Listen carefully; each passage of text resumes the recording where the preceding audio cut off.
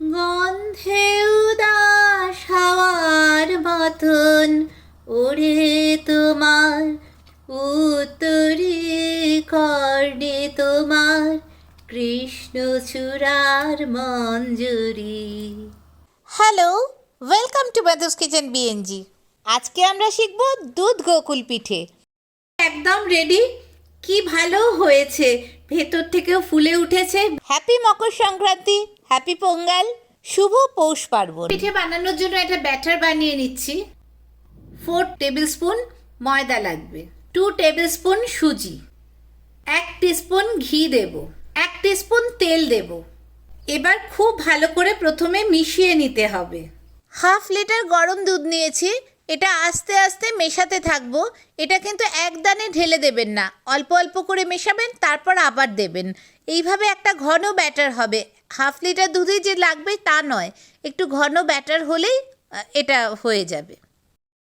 খুব সুন্দর ব্যাটার হয়ে গেছে। এবার আমি ঢাকা দিয়ে রেখে দিচ্ছি। 1 লিটার দুধ ফুটতে দিয়েছি, দুধ ফুটে উঠেছে। এবার কমিয়ে দিয়ে আস্তে আস্তে ফুটবে আর দুধের পরিমাণটা অনেকটা কমে যাবে। পৌষ পার্বণ মানেই পাটালি গুড়, পাটালি গুড়, নলেন গুড় যাই বলেন, এইটা দিলে এত সুন্দর একটা গন্ধ আর এত সুন্দর একটা টেস্ট আসে, যেটা আর কিছুতে হয় না। গোকুল পিঠে বানানোর জন্য লাগবে 1 কাপ নারকেল কোড়া, 4 টেবিল স্পুন গুঁড়ো দুধ আর গুড়। গুড় মোটামুটি 50 গ্রাম মতো লাগবে। এই যতটা গুড় নিয়েছি এর হাফ মতো হবে, এটা 100 গ্রাম মতো আছে, এর হাফ নেব। নারকেলের মাপটা মোটামুটি 100 গ্রাম নারকেল কোড়া আর 50 গ্রাম গুড়, কিন্তু আপনারা যদি মনে করেন কম বেশি করতেই পারেন। কড়াইয়ে প্রথম নারকেল কোড়াটা দিয়ে দিলাম। এবার চোখের আন্দাজে 50 গ্রাম মতো গুড় দিলাম এর মধ্যে। এবার খুব ভালো করে মেশাবো।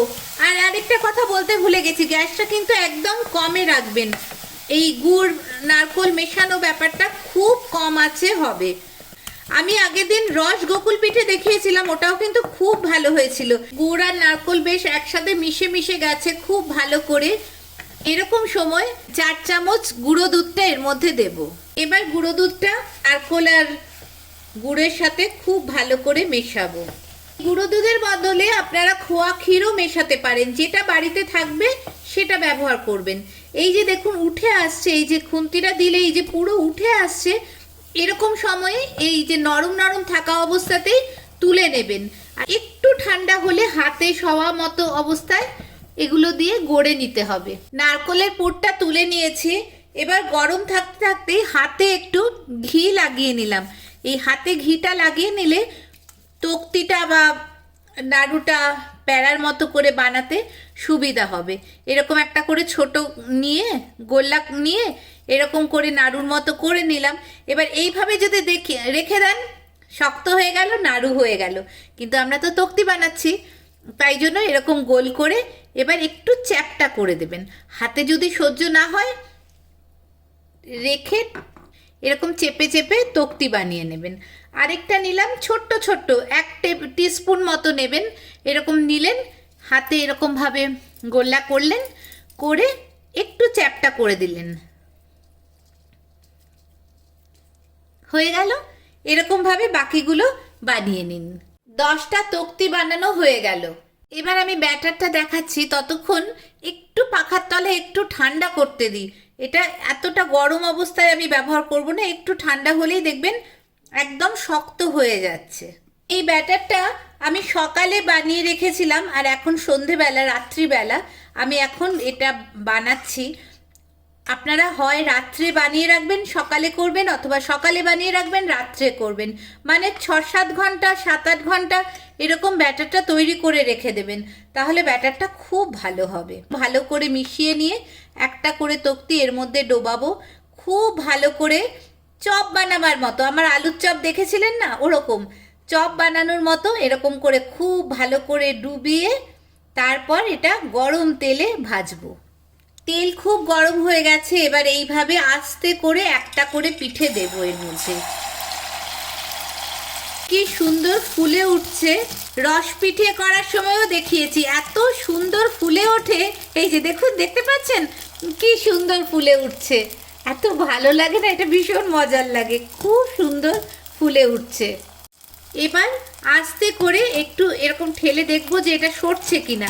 যেই দেখবো সরে যাচ্ছে অমনি উল্টে দেব, এদিকটাও খুব সুন্দর ফুলে উঠবে। দুদিকটাই খুব ভালো হয়ে গেছে, এবার তেল ঝরিয়ে তুলে নেব। ভালো লাগলে মাদার্স কিচেন বিএনজিকে সাবস্ক্রাইব করবেন, সাথে অল বাটনটা ক্লিক করে দেবেন, তাহলে রেগুলার নোটিফিকেশন পাবেন। দুধ গোকুল পিঠে তো তাই অনেকে এটা বেশি করে ভাজে না, একটু সাদা সাদা থাকতে তুলে নেয়। আপনাদের যেরকম ইচ্ছে সেরকম করবেন, আমি একটু সাদাই রাখছি, দুধে দেবো তো তাই জন্য। সাদা অথবা লাল যেরকম ইচ্ছে আপনারা বানিয়ে ফেলতে পারেন। কি সুন্দর পিঠেগুলো। এবার এগুলোকে আমি দুধে দেব। যতক্ষণ গোকুল পিঠেগুলো বানাচ্ছিলাম ততক্ষণ দুধটা ফুটতে দিয়েছিলাম অন্য একটা গ্যাসে।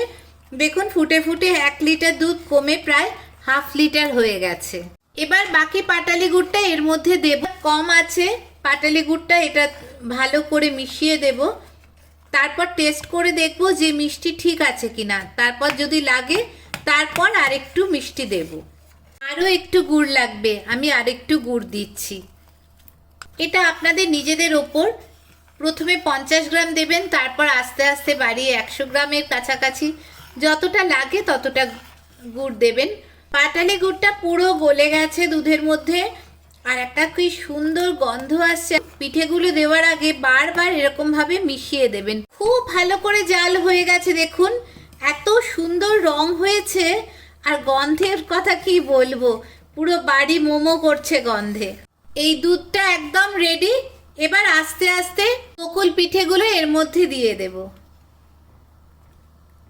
গন্ধে উদাস হাওয়ার মতন ওরে তোমার উত্তরে কর্ণে তোমার কৃষ্ণচূড়ার মঞ্জুরি।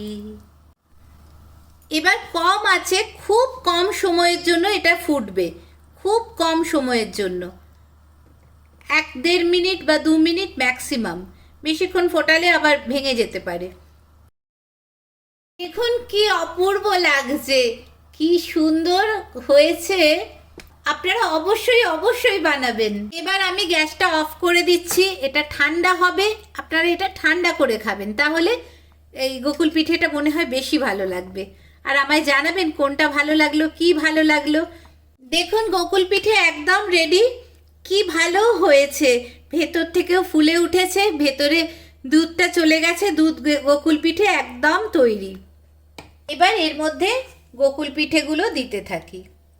আপনারা কিন্তু আমায় জানাবেন কেমন হলো।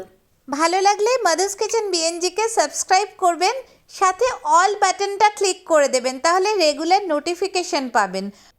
তৈরি হয়ে গেল এত সুন্দর গোকুল পিঠে। আপনারা অবশ্যই অবশ্যই বানাবেন, আমাকে জানাবেন কেমন হলো। মকর সংক্রান্তি, হ্যাপি পোঙ্গাল, শুভ পৌষ পার্বণ। আপনারা হয়তো ভাবছেন যে এই যে এতটা ব্যাটার পড়ে আছে, এটা দিয়ে আমি কি করব।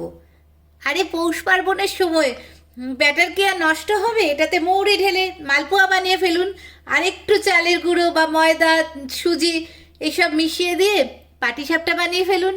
কি করে বানাবেন এন্ড স্ক্রিনে থাকছে, দেখে নিন।